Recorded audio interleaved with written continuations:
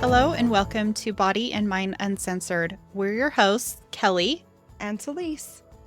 Combining 26 years of nursing experience, we're dedicated to sharing our expertise in mental health and women's health with as many people as possible.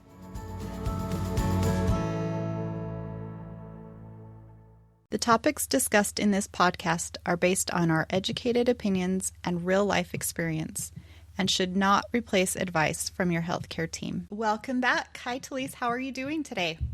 Kelly, my friend, I'm doing so good. Good. Doing hey, so good.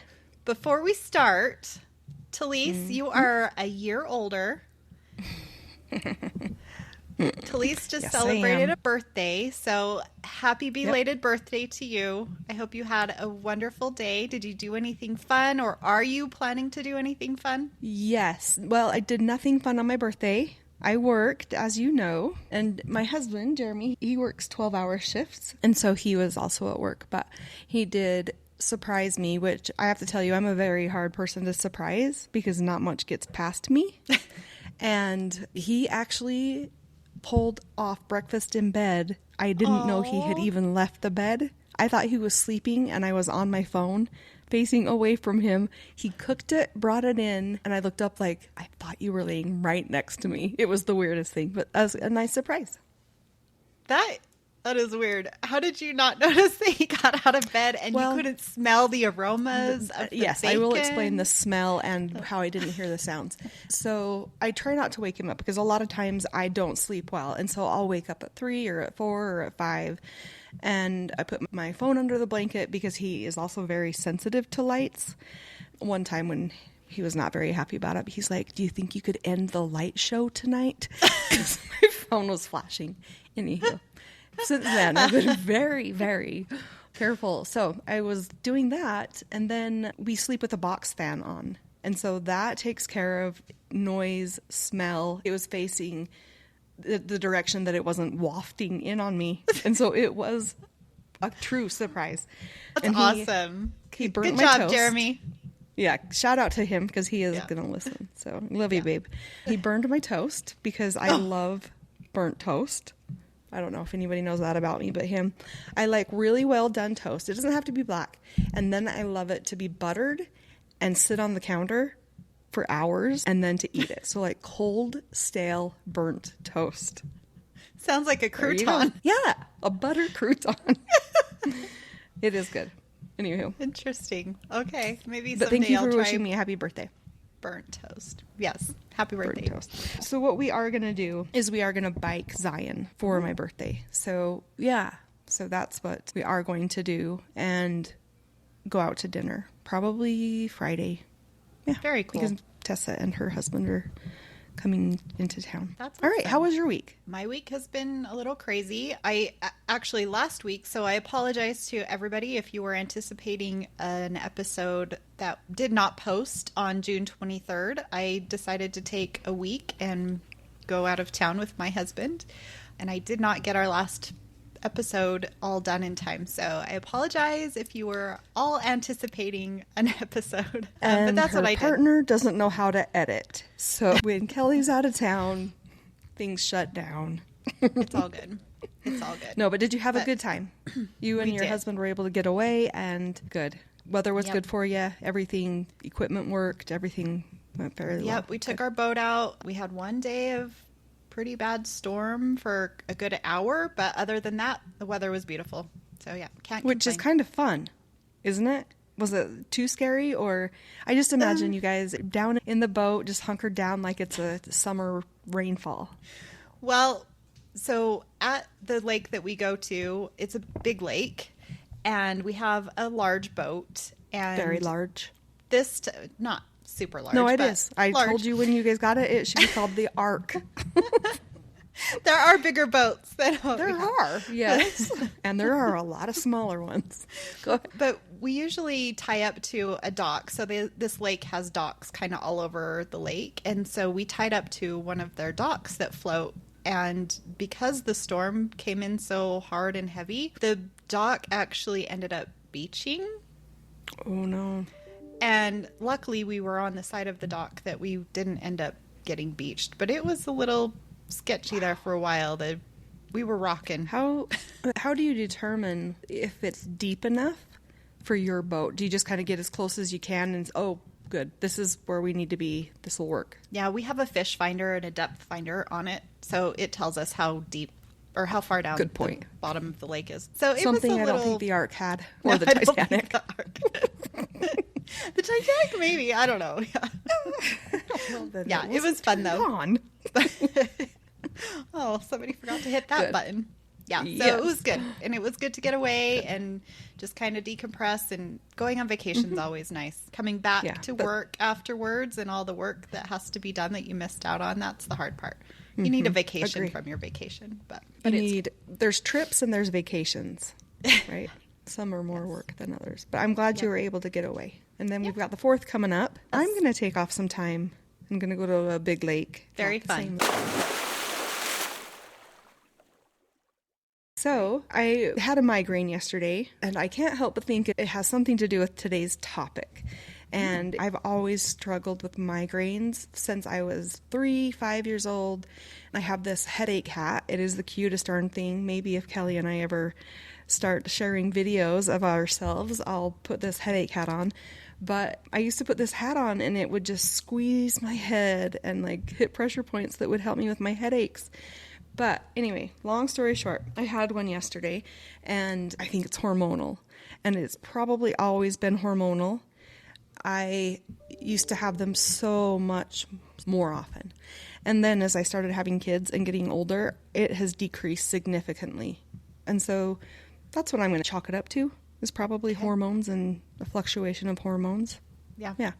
Anywho, so I thought we could talk about that. We could talk about the other M word. We talked about menstruation and marshmallows, and let's talk about menopause and The change. I was trying to think of an M word like marshmallows, but Oh, that's what I was trying to do.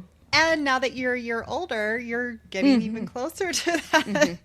So I looked up some information the day before or maybe it was on the day of my birthday. I don't remember if it was the day before or the day of my birthday, and it was good information to get for myself because I definitely think I'm either at the very peak of menopause or I'm done. And that was actually really good. Yeah, I feel good about that. But there's tests on the market now. Are you over-the-counter curious? tests? Yeah. And I don't remember, we can talk a little bit about this. Hysterectomies, right? We've both had a hysterectomy. Yes. But we both have ovaries. I have one. You have two? I have both, yes. But how do you feel? We'll get into like what determines menopause and the stages, but I am just curious, like, where do you feel your body is? Because it's kind of hard to tell when you have a hysterectomy. Your periods are gone. Yeah, it's so hard to tell. The only thing that I question is I still have some symptoms, like that I'm going to have a period, that my body is going through that time Like what? of the month. Like my breasts get really sore and heavy and tender. Okay. Sometimes I get pains around my ovary area. Yeah, like I still have that cramps. I'm ovulating. Yeah. Obviously, the bleeding and the cramping part of it is gone, but those main symptoms, like you can't even touch my chest. It gets so tender. Yeah. I'm like, should not still be happening. And it really doesn't happen all that often. But yeah. But I've had some other things that we'll kind of get into with symptoms of perimenopause or irregular periods or things like that made me question, okay, are my hormones changing and things like that? And when I've talked to my doctor about it, he's run tests on me and my hormones are all still normal levels. So I've been told that I'm not in perimenopause. So not even in peri. No, not the last time I had my hormones checked. It's been maybe a couple of years. But well, you're a little young. I say that because I just, had a birthday. I'm only 29. I mean, come on. I know. But I wish I for was us 29 31-year-olds, it's for us 31-year-olds, 29 is young. So add several years onto that. I'm definitely not 29. No, and I'll be completely honest. I just turned 49. I have been a little surprised at how hard I think I've been taking the changes for probably the last 6 months. Before that, I was like, yeah, I'm doing fine. I mean, I'm not aging at all. And the last 6 months, it just feels like it's picked up, and it's a little alarming. Yeah. But Well, and So, I'm a few yeah, years go- younger than you, so. You are, just a few. So while I was looking this up, it was like, what determines menopause? And, we both have been to nursing school, but Hold we on. don't reach everything. Well, not only that, but menopause isn't really anything that I learned a ton about, and it's still not talked a lot about. True. Like, there's a lot of providers who still don't understand menopause. Like, if I went to my primary care provider, there's still a lot of information out there that he might not know. And even OBGYNs, there's specialized OBGYNs now that specialize in menopause because there's so much to know that they don't cover it all. Yeah. And I agree that, like, how could you really have a good sense of what it is when everybody is so different? Just like menstruation and birth and all these things we've talked about. Everybody is so different symptoms. And yeah, like we can have maybe a general knowledge of it, but everybody is so different. So generally, it's determined by 12 months of no period. And then, of course, other blood tests that measure the hormones, the levels of hormones of FSH and the estrogen in your blood. So those are the tests, right? So that's why the two are paired. For you and I, we've had years of no periods, so that's not really a contributing factor. But the levels, and yours are good. That's what you're... That's what I've Well, been told. I was going to go... I didn't get around to it before this episode, but I was going to go buy a test and see what it looked like. I just thought it would be interesting to kind of maybe do one on my birthday. I'm going to watch it every year, right? It's like when you get your mammograms and your pap smears. Like, that's what you turn your birthdays into, is like an age check. Like, you got to check your parts. Yep. How And are my soon it will ears be doing? your Medicare annual wellness visit. Yes. Yes. And I got to get my pneumonia vaccine and my Oscopy. Shingrix. I've had that. And yeah, so maybe that's what I'll do for my birthday, is buy myself an ovulation kit. There you go. Menopause. Let me know how that goes. I know I'm not ovulating. Menopause. Hey, so what are the stages? You mentioned perimenopause. Yeah, that's before menopause hits. Obviously, your levels start to kind of fluctuate. You don't know where your hormones are sitting. They're kind of all over the place, right? Yep, exactly. Irregular periods. But you and I don't have that to go off of. And so it says that it takes about 7 years from beginning to end, but could last up to 14. And to me, I think that is like a double life sentence. It's like, here, women, here's your period for all of your youthful years. And then we're going to strip you of your youth. We're going to take away that period that was already a pain in the ass. And then we're going to give you what we call menopause. You're not going to bleed as often, but you're going to be crazy as hell. That's how it sums it up to me. And you might bleed, but it's not going to be predictable. Exactly. Yeah. And you're going to have these crazy hot flashes, and you're going to wake up in the night sweating your ass off. Yep. And you might not feel like having sex anymore, and you might have a lot of sounds dryness. like you know exactly what menopause is. You're already past stages, and she's just symptoms. Wrap this up with, how do we fix that, Kelly? Well, no, I think that's important, though, to recognize during the stage what symptoms are occurring. That's my point, is like, these are a lot of the same symptoms that were from menstrual cycles, right? Yeah. So such a gray area of that transition from menstruation to menopause. Yeah. So 14 years, that's a lot. It could go on. That's a long time. Mm-hmm. So early menopause is between 40 and 45. I shared how old I am. Do you mind sharing how old you are? I think I just turned 45 this year. 45. So So that I'm would right be there. considered, so you're no longer considered early menopause now. Premature would be before 40. So, yeah, like you were saying, you hit the nail on the head for so many of those symptoms. You said irregular periods. Did you say vaginal dryness? Well, not specific. I didn't say You didn't say it, vaginal, yeah. but dryness. I have been very fortunate. I haven't felt one hot flash while I sleep. During the day, yeah, but I figured it's because I moved to the face of the sun. But what about you? I wake up in the middle of the night and I'm sweating. And then do you It's weird freeze? because during the day, I do not tolerate cold very well. I like to be warm, but at night, I wake up dripping some nights, and it's really annoying. And my husband will tell me that the bedroom is cold, but it doesn't feel cold to me. Well, which is that's where so a weird. good Only at box night. fan. Get a box fan. Well, we have a fan over our bed. And So do we. And Yeah. it runs 365 days of the year. But this box fan, we turn it on high when we go to sleep, and people could break in. We would not know. Well, we have 3 dogs, so we would. But that would help with your hot flashes, maybe. I don't. Yeah. know. It's more. I don't know that it's hot flashes because I don't really get a hot flash. You're but just sweaty. just sweaty. Yeah. Yeah.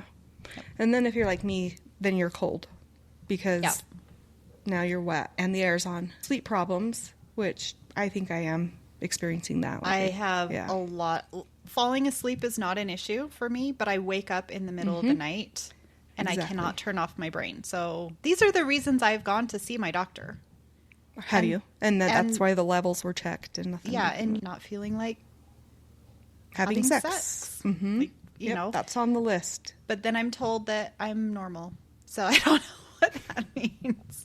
They're like, that is normal for There's no fix women. for me. Weight gain, slowed metabolism, that for sure. Change in breast size or shape, dry eyes, Ooh, flushing. I do have dry eyes. Do you? Mm-hmm. Yeah. Well, there you go. I don't know about flushing. I've always flushed, though, especially when I I get do, nervous. too. My cheeks get bright red. When I exercise or get really hot, I don't sweat. I just turn into a beet. Yeah. We talked about this last time. We But did? it's always been like that for me when I exercise, though. My face just goes red. I don't know. We should exercise together. Nobody would. They would all They'd stay away. make fun of us. We look like we benched 500 pounds. Itching, muscle joint or pain. Okay, night itching sweats. where? Like your Doesn't say. skin is Well, just see if I can general itching. Yeah, it doesn't say. I'm wondering if it has to do with dryness, right? Because decrease in oily, right? Elderly people are not known for being oily, so I bet it's dry skin. Okay. Night sweats, pain during sex, sore, tender breasts. Like I said, a lot of these are menstruation issues as well. And then we get into the mental and emotional symptoms, which if I think back on what I think about menopause over the years, I think this is what sticks out in my mind, right? Is how people feel so crazy. They just feel like they're happy, sad, mad. So that's kind of like the cliche I think of with menopause. What about you? Have you? Yeah, I don't feel like I have mood swings, but I definitely think sometimes things set me off more than normal that are Triggered just easily. random things that really shouldn't affect me. That's why I'm on Prozac. That sums it up right there. It actually gives me a pause. Like without Prozac, my emotions are just so easily moved. Yeah. And the Prozac kind of dulls it like, okay, yeah, we should be pissed. Let's be pissed. Rather than that, I'm pissed. So, yeah. Sometimes Sean will call me out and say, "What the hell? Why, You're like, I don't know. why did you just react like that?" But It's my ovary. my ovaries. Blame the ovaries. girls. Blame not them. the girls. Blame the the girls. not the girls. Not the Blame twins, the girls. Yeah. Right? Yeah. So then also, and one of them is unpredictable shifts in mood and forgetfulness. So then, And okay, hold on. One of Yeah. the things on here is difficulty concentrating too, which Mm-hmm. I feel like I've had that for a while. It's just kind of like, what was I just doing? Mm-hmm. And I again take these things to my doctor, and my hormones are all fine. So is it this or is it something else? It's so hard to know what is causing these things because they could be really so be many other related things. to related to so many. Yeah. Yeah. A neurological problem. It could be, Yeah. I mean, that's a lot heavier. So with all of those symptoms that they just listed, as I was looking up myths of menopause, then it was like debunking some of those symptoms that were listed. Like, no, this doesn't fall into it. I know. And I don't know that I'm going to believe that because I think, how could it not? How could Yeah. it not mess with you? So I'll just kind of go over a couple of the myths that it makes you forgetful. So that right there, they're saying is a myth. It says it's true you may feel a little foggier during perimenopause, the transition time into menopause, but menopause itself does not cause memory loss. It says it's mostly more likely due to your brain aging, which I think that goes with menopause. I It's your brain. That's worse. I think this is the problem. Providers can't say it's X. They can't say No. it's Y, and they can't say it's Z, because all of these things Well, what if you're could like, be age related or related to so many other problems. you come in with brain fog, right? And what if you've got this physician who's like, oh, yeah, it's menopause. Sorry, that's part of it. Go home. And then you do have a tumor. You do have a neurological problem. So I can get where they're coming from. They don't want to be so quick to rule out things that are more serious. Yeah. It's kind of a tricky situation. And then another myth is it starts when your period stops. We did talk about that you do need the blood work to go along with that, and that's what it says. Another myth, it makes you irritable. I don't know, Kelly. But it says menopause itself doesn't alter mood, but some of the symptoms might make you moodier. Like night flashes and hot flashes and lack of sleep will make you moodier, but menopause itself doesn't cause that. Okay, so this is really interesting because I looked up some stuff too, and related to the hormones. So estrogen, right? This normally big part of, stimulates growth of breast tissue, vaginal blood flow and lubrication. This is what causes the lining of the uterus to thicken during the menstrual cycle. Your vaginal lining remains elastic, and then also preserving bone. So during menopause, when those levels are kind of fluctuating and becoming unpredictable, low levels can result in hot flashes, night sweats, palpitations, headaches, insomnia, fatigue, bone loss, and vaginal dryness. That's all related to low levels of estrogen. So for them to say, right, that's not how really... could it not be? How could it not be a part of this? Absolutely. Yeah. And high levels of estrogen can result in bloating, breast tenderness, and heavy bleeding, which, as we just discussed, when you're ready to ovulate or having your period, you're going to get those symptoms. So it is interesting that they're saying that that's not really related when it's known that low levels of estrogen can cause that. Anyway. This is straight off of WebMD, which I think I like WebMD. It's not a journal reference. Yeah. It's not. Yeah. This reference is the North American Menopause Society is what It's a little bit more credible. Yeah. The NAMS. So we can drop some links to our sources so that you can go and look at some of these yourselves. Do your own research. But yeah, definitely. WebMD is great, but I still kind of question some of the things that they say on there. For sure. Yeah.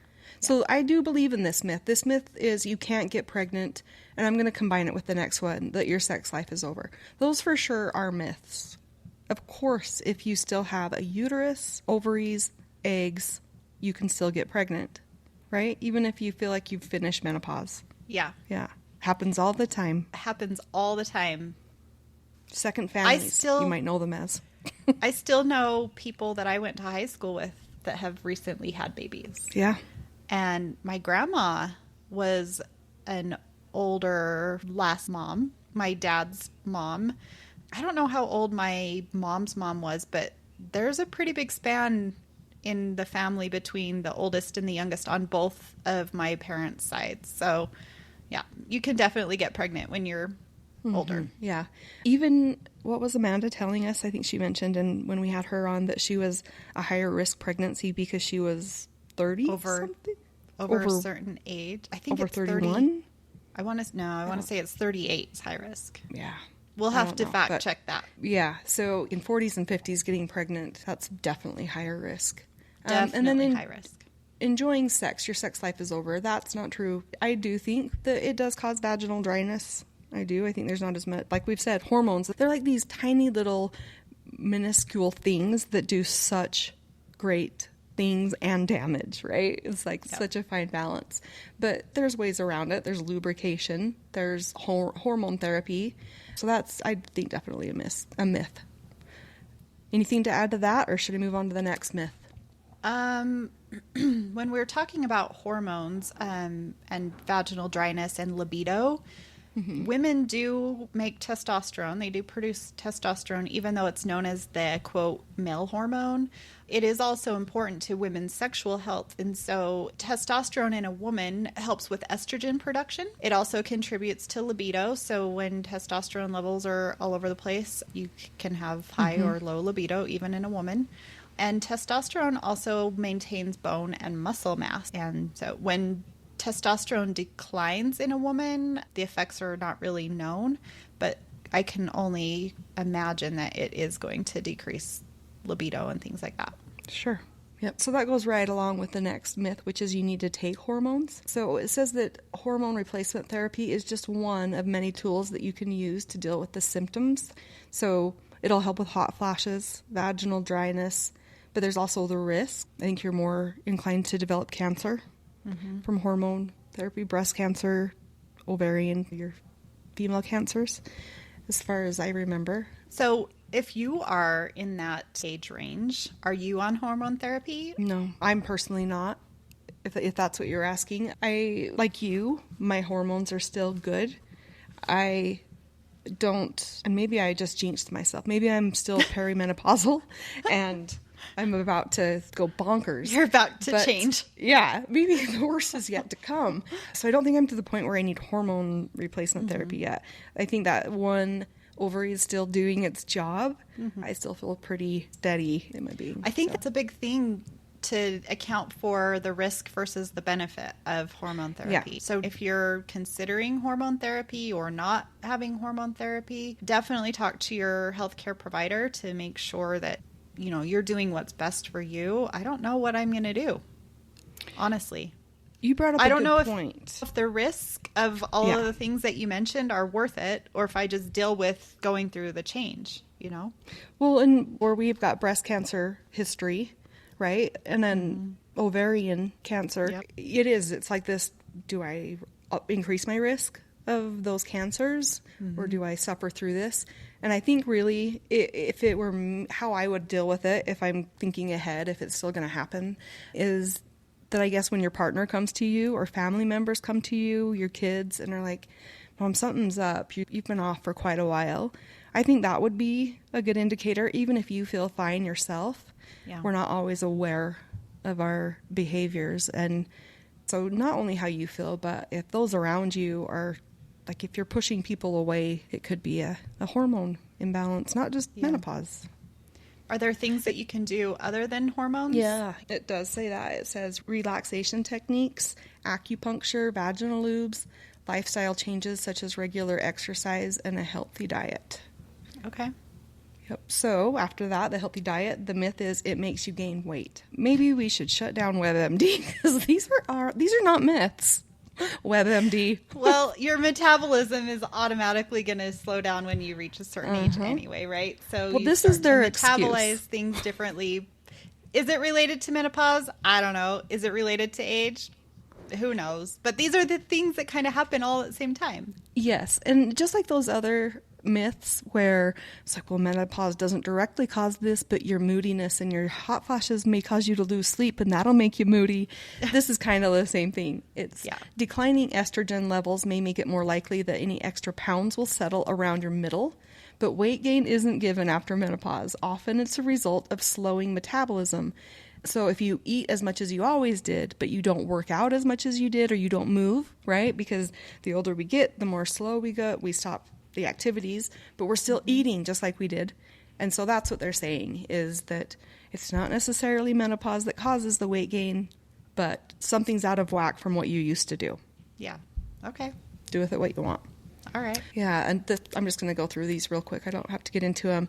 The myth is men have menopause too. They don't. Their testosterone levels do lower as they age, but not as quickly, and it doesn't cause changes in hair, like hair loss and all those kinds of fun things. The next myth is it only happens after 40. Common age is between 45 and 55, but it's possible to have it as early as your 30s. And then, as you and I both know, surgeries can cause that. Medical conditions can bring it on earlier than the normal, and genetics. Yeah, but only 5% of the women in the U.S. enter menopause before 45 and only about 1% before 40. So pretty slim. Okay. So let's talk about hair changes for a minute. Yeah. Because you're talking about hair loss, right? Mm-hmm. So yeah, you're starting to lose hair on your head where women want to have thick hair. But you also are increasing hair On growth your chin. in other areas. So you're losing it where you want it. You start getting coarse. I'm not going to use that W word. I refuse to use the word W and women.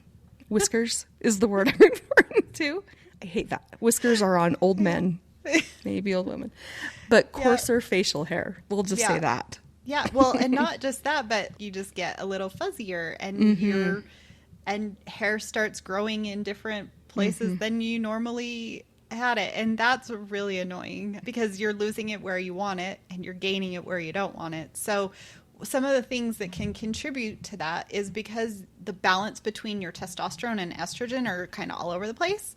And so the androgen levels, right? Those are your testosterone levels. They can lead to excessive hair growth in areas of the body where follicles are sensitive to the androgen. So your chin, your upper lip, your cheeks. We're saying that all of our hair in different places responds to different hormones. So the hair on our head responds to another hormone.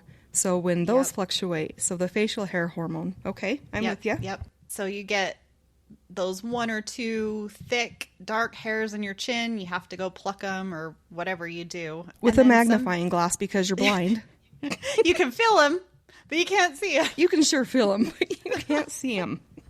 And then some people get like peach fuzz kind of hair on their face. So do you? Yeah. Let's talk about peach fuzz. I do. Like all. Do you use the tinkle? A what? Yes. A few years ago, I was turned on to, because I'm older, I can say that in the appropriate way. It doesn't mean sexual. I was turned on to a little tool, and it's called a tinkle.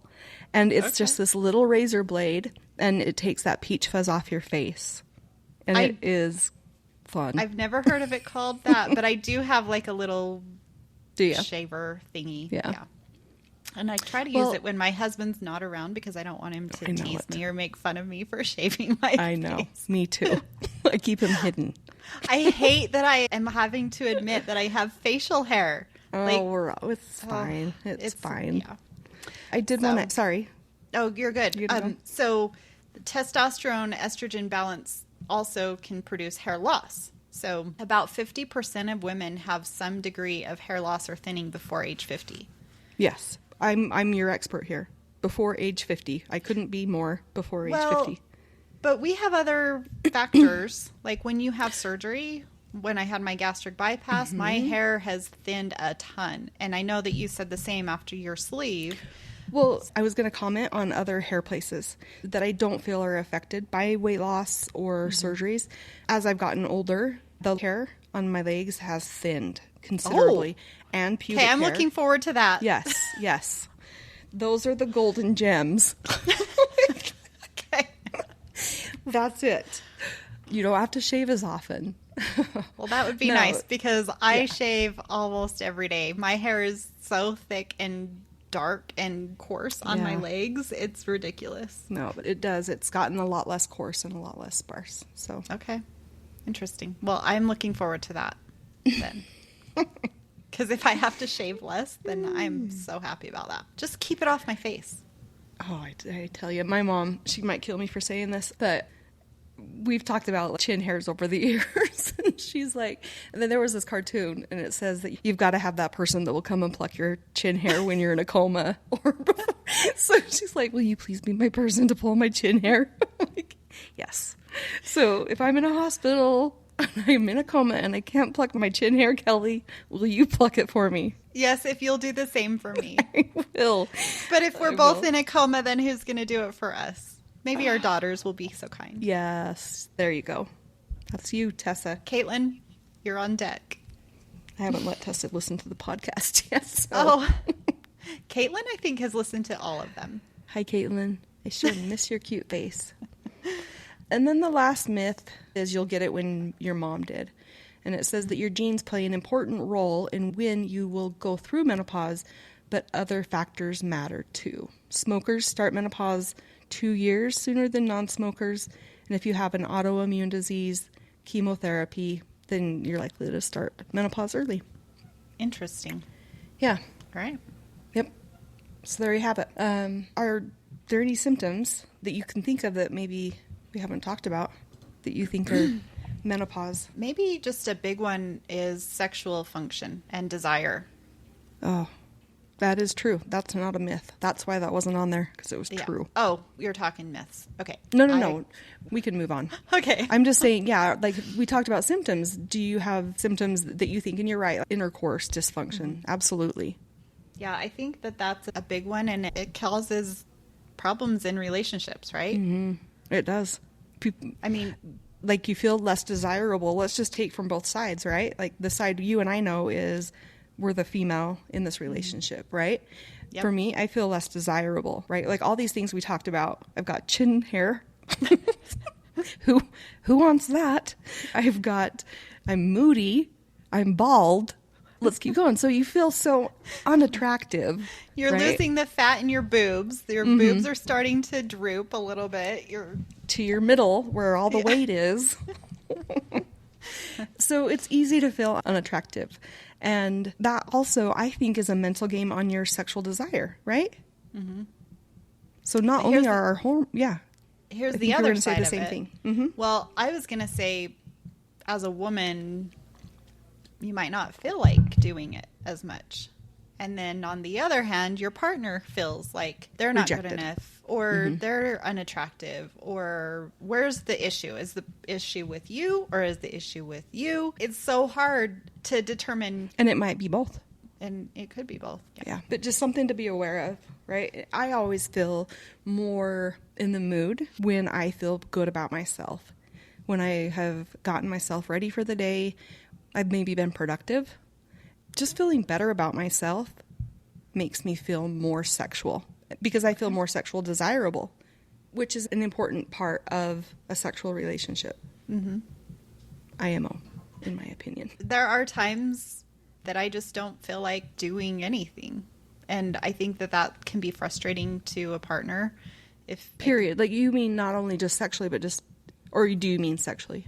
No, sexually. Yeah. You just don't have any desire at all.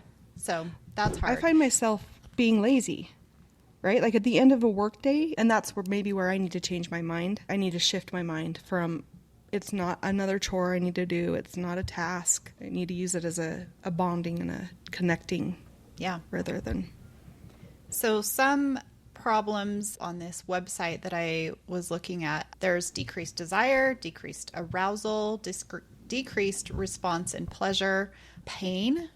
Pain can definitely make it so that you don't want to do anything. I know in my past, not recently, anytime there was pain, it's kind of like that fear of, oh my gosh, I don't want to do it because I know it's going to be painful. A form of PTSD. Yeah. Right? You just relate it to that. Yep. And so you're like, oh, really? I don't want to because I know it's going to be painful. And that makes it really hard because you can't get over that. In a male at these kinds of ages that we're at, you start to see erectile dysfunction, and then that's a whole other topic. It is. Maybe we need to have a guest speaker for that one. Some brave man, because you and I certainly aren't the experts on I am not erectile an expert. dysfunction. No. Probably on most things we're talking about here. Yeah. Anywho, should we talk about some helps? Yeah.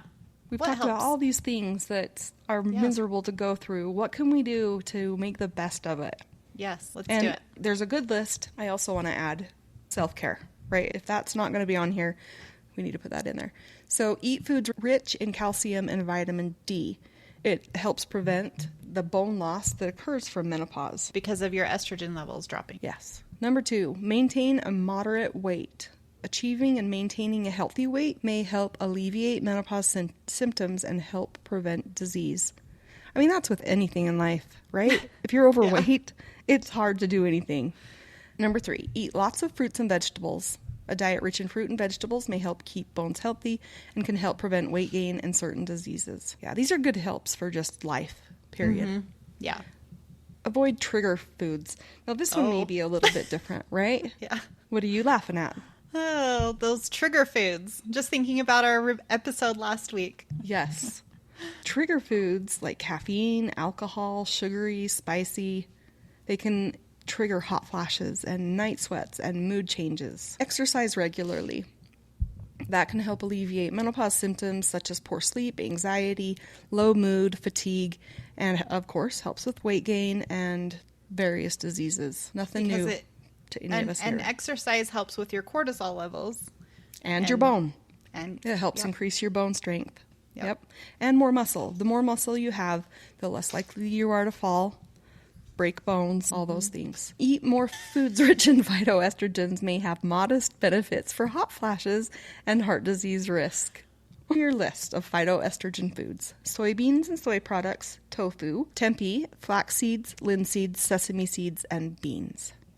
But do your research on those. I wouldn't just go ham on it. Drink enough water. Definitely watch how many beans you're eating, because you know what beans can cause. Yes, very helpful very helpful hint. So you might feel good, but your partner might not like you very much. Your phytoestrogens will be on par, but your sex life, not so much. Yeah. It's all about moderation. Sorry. No, it's good. It's good stuff. Drink enough water. I mean, this is a no-brainer for every part of your life, but it does help prevent weight gain, aids in weight loss, and reduces symptoms of dryness. Like we talked about the skin itchiness, the vaginal dryness, of course, and the eye dryness, right? We talked about dry eyes. Mm-hmm. Yeah.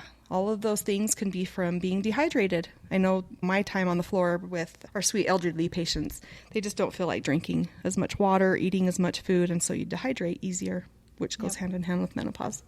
Do you want to list some?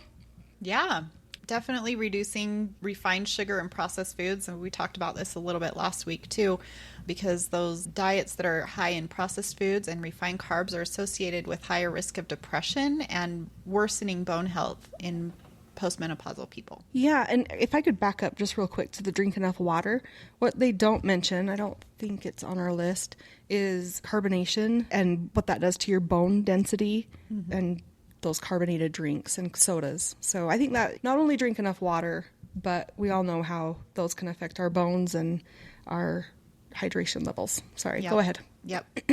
And the sugar and the caffeine that are also in sodas. And the sodium. Yeah, absolutely. So many things. Don't skip meals. So make sure that you're eating regular, good, nutritious meals. That'll help with weight loss and also just regular hormones. Eating protein-rich foods, so all of those things that Talise listed before, your tofu, your soybeans, your beans, those are high in protein, and they will help to prevent the loss of muscle, also aid in weight loss, and help regulate your mood and your sleep. Like that. They mentioned taking natural supplements, so you can also get phytoestrogens through supplements. If you're not into the soy or eating that list of foods, black cohosh may alleviate hot flashes. Mixed evidence on that. And then red clover. Have you heard of red clover? No. I haven't either. But we have red clover, if it's the same thing, planted outside for our bees. Yes, we keep bees. Yes! That is a fun fact about you. You keep bees. I don't think I knew that one. It's fairly recent.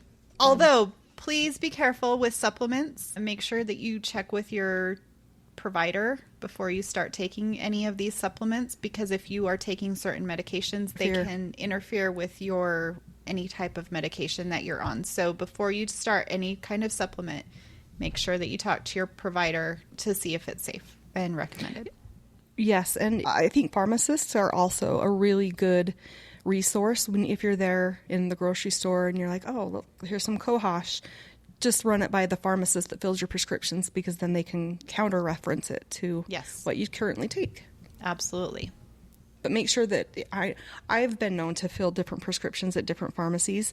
So that's what you'll want to make sure is that you've got a complete list that it's compared to. Yes. Even supplements that aren't prescription can conflict with each other. So make sure you're careful with that. Yep. Well, I am really curious if I'm what stage of menopause. So maybe what I'll do is between now and our next episode, I will go find a test and see what's going on. Let's do it. I want to see what how you come out. You're just I going to be did too. normal and you're just going to I want have it all to these say symptoms. you're done. It'll be like you're done with womanhood. You don't have a period anymore and you're done with menopause. You are now no longer... No longer what? You're I still don't a know. woman. I'm still a woman. What would I say? I'm no longer a... A fertile woman. fertile. Maybe that's it. Yeah. Not that you're Young. fertile anyway, Young. because you had a hysterectomy. I think this is my last bit of talk on this, is that I really think it should be when you get your senior citizen discount is when you finish menopause. I've earned it, damn it. I have earned this and so much more. So this isn't really on menopause. I used this as a manager in one of my clinic staff meetings one time, and I really enjoyed the message that it has. It says, you're holding a cup of coffee when someone comes along and bumps into you or shakes your arm, making you spill your coffee everywhere. Why did you spill the coffee? Because someone bumped into me? Wrong answer. You spilled the coffee because there was coffee in your cup. Had there been tea in the cup, you would have spilled tea. Whatever is inside the cup is what we spill out. Therefore, when life comes along and shakes you, which will happen, whatever is inside of you will come out. It's easy to fake it until you get rattled. So we have to ask ourselves, what's in my cup? When life gets tough, what spills over? Joy, gratitude, peace, humility, anger, bitterness, victim mentality, and quitting tendencies? Life provides the cup. You choose how to fill it. Today, let's work towards filling our cups with gratitude, forgiveness, joy, words of affirmation, resilience, positivity, and kindness, gentleness, and love for others. I love that. I think it's fitting still because of mood swings and all the things that What's we going to talked spill about. over, Yeah. right? Yep. I'm just a pissy cup of piss. Pissy cup of piss. Then I'm going to spill piss. Yeah. Right? I hate when I spill my coffee, but Yes. yeah, I like the analogy, and from The now on, when analogy. you spill the coffee, you'll be like, well, I should have had chocolate in there. I would have spilled chocolate rather than coffee. Yes. Anyway, it's been so nice talking to you today. You as well. I look forward to our next topic of conversation. And as always, if you that are listening, if you have any feedback, please let us know. We would love to start seeing comments. I haven't seen any comments.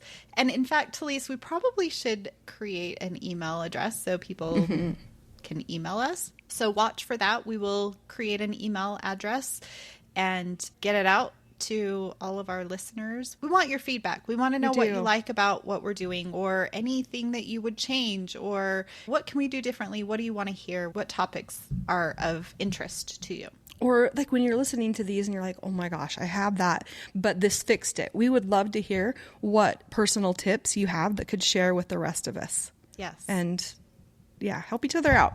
Yeah. And if we've helped you in any way, we want to hear that too, because that goes back to the reason why I wanted to start doing this podcast, is to help others. And so if what we're talking about helped you, I want to hear those good Yes, stories. please share that.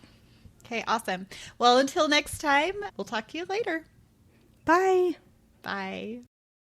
If you or someone you know has thoughts of hurting themselves or others, please text or call 988. They will direct you to someone in your community that can help. You can also call 911 in an emergency. Remember, you never know what someone else is going through. Sending peace and love to all. Don't forget to like and subscribe to our podcast. You can also follow us on Instagram and Facebook.